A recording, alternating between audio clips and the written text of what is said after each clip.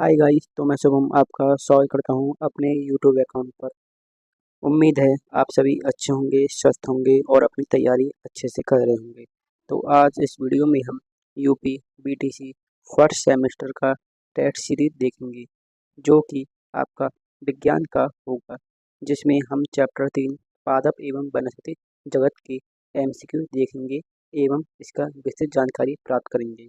यदि आप first time हमारी वीडियो देख रहे हैं तो हमारे अकाउंट को सब्सक्राइब कीजिए एवं हमारी वीडियो पर कमेंट कीजिए कि आपको वीडियो पसंद आई या नहीं। तो आइए आज की वीडियो स्टार्ट करते हैं।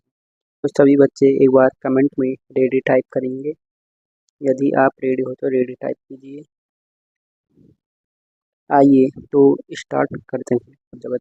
तो आज हम इसमें पढ़ेंगे कि पौधों के कौन कौन से भाग होते हैं, उनके क्या क्या कार्य हैं, जैसे जड़, पत्ता, तना, पत्ती आदि। तो पौधों के विभिन्न भाग हैं, इनके बारे में आज हम विस्तृत जानकारी प्राप्त करेंगे एवं पौधों के विभिन्न भागों का रूपांतरण, जैसे तने का रूपांतरण, जड़ का रूपांतरण, पत्ती का रूपांतरण एवं पौधों की उपयोगिता आदि के बारे में चर्चा करेंगे। तो आइए अपने चैप्टर की तरफ आगे बढ़ते हैं। तो ये आपको चित्र दिया गया है पौधे का। तो आपको इसमें पौधों के विभिन्न भाग बताने हैं कि पौधों के कौन कौन से भाग होते हैं। तो आप पौधे का सबसे सुंदर भाग को पुष्प कहा जाता है। क्या कहा जाता है? पुष्प। ये है इसकी पत्ती, ये भी इसकी पत्ती है। इसको क्या कहते हैं? तो इसको कहते हैं तना। और सबसे नीचे भाग को क्या कहते हैं? जड़। तो पौधों के 5 मुख्य भाग होते हैं: पुष्प, पत्ती, तना, जड़ एवं फूल। तो उम्मीद है आपको पौधे के विभिन्न भाग आसानी से समझ में आए होंगे। तो आइए आगे बढ़ते हैं। तो पौधों के विभिन्न भाग में क्या क्या आता है? तो सबसे नीचे क्या आता है पौधों के भाग में? तो पौधों के भाग में सबसे नीचे आता है जड़, जिसे हम जड़ तंत्र कहते हैं, जिसे अंग्रेजी में रूट सिस्टम कहा जाता है। तो जड़ क्या होती है, इसकी परिभाषा कैसे करोगे आप? तो पौधे का वह भाग जो प्रकाश और वायु से दूर अंधकार की ओर भूमि के अंदर जिसका विकास होता है। तो क्या हुआ जड़ का परिभाषा? तो पौधे का वह भाग जो मिट्टी के नीचे का भाग होता है और जिसका विकास मिट्टी के अंदर होता है, जड़, उसे जड़ कहा जाता है। तो इसमें आपको जड़ दिखनी है कि इसका विकास किधर हुआ है, तो इसका विकास हुआ है मिट्टी के नीचे। जैसे आपको चित्र 2 में दिख रहा है कि मिट्टी के नीचे इनका विकास होता है। इनको क्या कहा जाता है? तो इनको कहा जाता है जड़। जड़ कितने प्रकार की होती हैं? तो जड़ मुख्यतः 3 प्रकार की होती हैं। तो आपको आगे इनके प्रकार भी बताए जाएंगे। टैप जड़ या रूट जड़। तो इसकी परिभाषा कैसे दोगे? तो अंकुरित होने पर बीज में सबसे पूर्व जो एक भाग दिखाई देता है उसे क्या कहते हैं? जड़। जैसे आपने कभी कोई बीज दबाया होगा तो वह अंकुरित होता है और उसी जड़ का विकास नीचे होता है, इसको क्या कहते हैं? तो इसी को टैप जड़ कहते हैं। आपको चित्र में दिया हुआ है कि टैप जड़ का विकास कैसे होता है। तो ये एरिया मिट्टी से ऊपर का है, जबकि ये मिट्टी के अंदर का भाग है। जब हम मिट्टी में कोई बीज दबाते हैं तो उसका विकास ऊपर एवं नीचे दोनों की तरफ होता है, तो नीचे की भाग को ही जड़ कहते हैं। तो ये जड़ का प्रथम प्रकार था। तो नेक्स्ट है अपस्थायी जड़ें। कौन सी जड़ें? अपस्थायी जड़ें। तो फिर स्थायी जड़ें की परिभाषा कैसे दोगे? तो वे जड़ें जो पौधों के अन्य भागों से जैसे तना, पत्ती आदि से विकसित होती हैं, तो अपस्थायी जड़ें कही जाती हैं। तो अपस्थायी जड़ें कौन सी हैं? जिनका विकास पौधों के अन्य भाग जैसे पत्ती, तना आदि से होता है, इन्हें क्या कहा जाता है? तो उन्हें जकड़ा जड़ें एवं अपस्थायी जड़ें कहा जाता है। ये एक एक बीज पत्रियां में पाई जाती हैं। तो आपको नीचे चित्र दिया गया है, जैसे पत्ती से जड़ का विकास हो रहा है, तने से जड़ का विकास हो रहा है। तो इसमें विभिन्न चित्र दिए गए हैं, जिसके माध्यम से आप देख सकते हैं कि कैसे इन जड़ों का विकास होता है।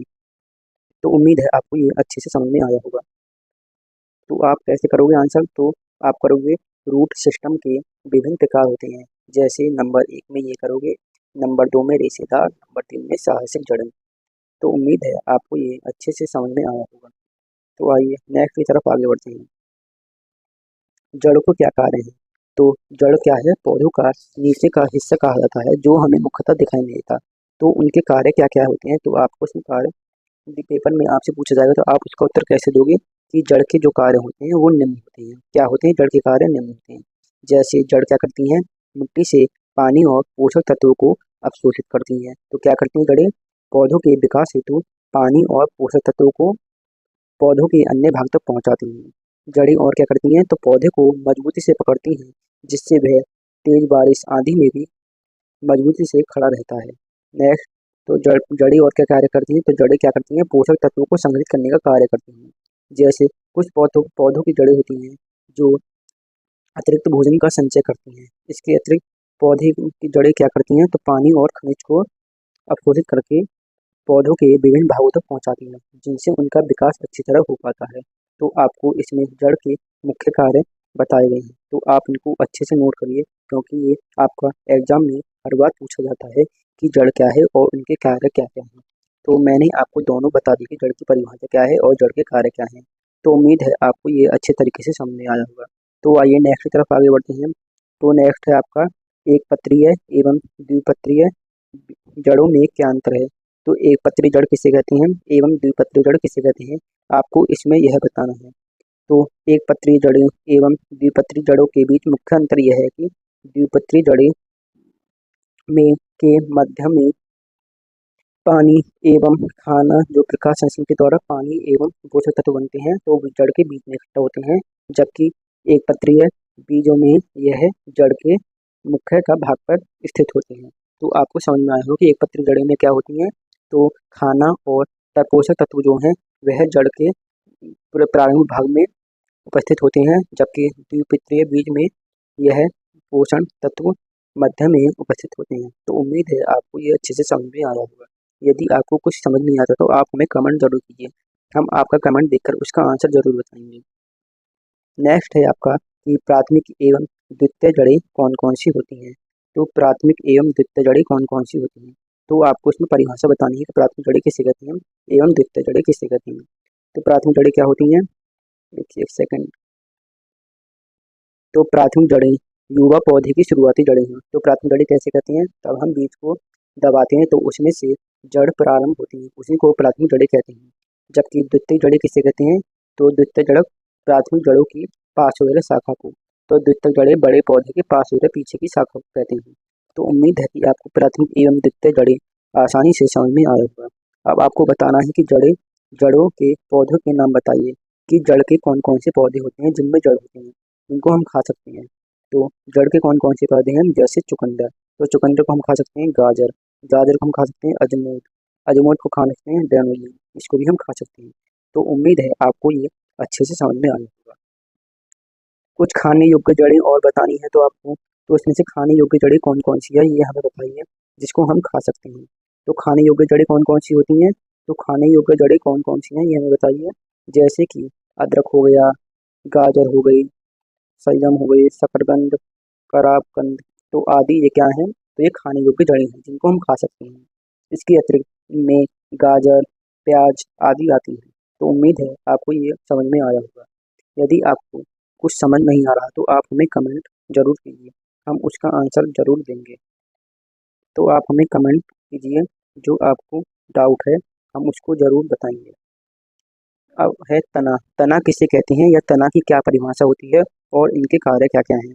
तो आपको इसमें बताना है कि तना किसे कहते हैं, तो इसकी परिभाषा आप कैसे करेंगे। तो तना क्या होता है, पौधे का वह भाग होता है जो भूमि के ऊपर हमें दिखाई देता है। तो तना क्या होता है, वह भाग होता है जो हमें भूमि के ऊपर दिखाई देता है और जो पौधों के विकास में सहायता प्रदान करता है और उनकी वृद्धि में सहायता प्रदान करता है। जैसे आपको इस चित्र में तना दिखाई दे रहा है, इसमें तना क्या है, तो भूमि के ऊपर का भाग है जिसमें प्रकाश की गति पड़ती है। तो ये प्रकाश से हम क्या करता है, प्रकाश पड़ता है तो ये प्रकाश के साथ गति करता है। तो ये इसकी डेफिनेशन हो गई। अब पूछा है कि तने के क्या क्या कार्य हो सकते हैं। तो तने के कार्य क्या क्या हो सकते हैं, तो तना क्या करता है, भोजन का संग्रह करता है। तो तना क्या करता है, भोजन का संग्रह करता है। जब सूर्य का प्रकाश तने पर पड़ेगा तो तना क्या करेगा, जो भोजन का संग्रह करेगा प्रकाश संश्लेषण क्रिया द्वारा। इसके अतिरिक्त क्या करता है तना, तो तना करता है, तना इसके क्या करता है, तो तना क्या करता है, पतझड़ के मौसम में स्वशासन करता है। तो तना क्या करता है, पतझड़ के मौसम में क्या करता है, स्वशासन करता है। इसके अतिरिक्त क्या करते हैं तना के और कार्य, तो कुछ तनों के पर्णहीन पाया जाता है, कुछ तनों में क्या पाया जाता है, पर्णहरित पाया जाता है जो भोजन बनाने में सहायक करते हैं। तो क्या करते हैं, पर्णरहित क्या करता है, भोजन बनाने में सहायता करता है। इसके अतिरिक्त भूमिगत, इसके अतिरिक्त तना क्या करता है, तो एक सेकंड रुकिए, तो तना क्या करता है, भूमिगत तने अपने अंदर भोजन का संग्रह करते हैं। तो कुछ भूमिगत तने होते हैं, जैसे इसमें चित्र में आपको दिखाया गया है कि भूमिगत तने हैं, तो ये क्या करते हैं, भोजन का संग्रह करते हैं। तो उम्मीद है आपको तना की परिभाषा एवं उनके कार्य अच्छे से समझ में आएंगे। तो आज का चैप्टर हमारा यहीं तक था। नहीं, इसमें इसमें आपको तने के और कार्य बताए गए हैं। जैसे तना क्या करता है, तो तना क्या करता है, पौधों को समर्थन प्रदान करता है, पौधे को मजबूती प्रदान करता है। क्या करता है तना, पौधे को मजबूती प्रदान करता है। इसके अतिरिक्त क्या करता है, तो तना क्या करता है, पौधों में खनिज एवं पानी का परिवहन करता है। इसके अतिरिक्त क्या करता है, कुछ तने के क्या होते हैं, तो वो क्या करते हैं, भंडारण क्षमता करते हैं। जैसे जब जड़ें होती हैं तो वो क्या करती हैं, भंडारण क्षमता करती हैं। ऐसे ही कुछ तने होते हैं जो भंडारण क्षमता करते हैं। कुछ तने क्या होते हैं, पौधों को जन्म देते हैं। और कुछ पौधे क्या करते हैं, तो पौधे के तने पत्तियों की रक्षा करते हैं जो सूर्य की हानिकारक किरण होती है उनसे। तो ये इसके अतिरिक्त इसमें कुछ और कार्य दिए हैं, तो आप इनको अच्छे से पढ़ सकते हैं और अपनी कॉपी में नोट्स बनाकर पढ़ सकते हैं। तो आपका आज का सेशन यहीं पर समाप्त होता है। तो उम्मीद है आपको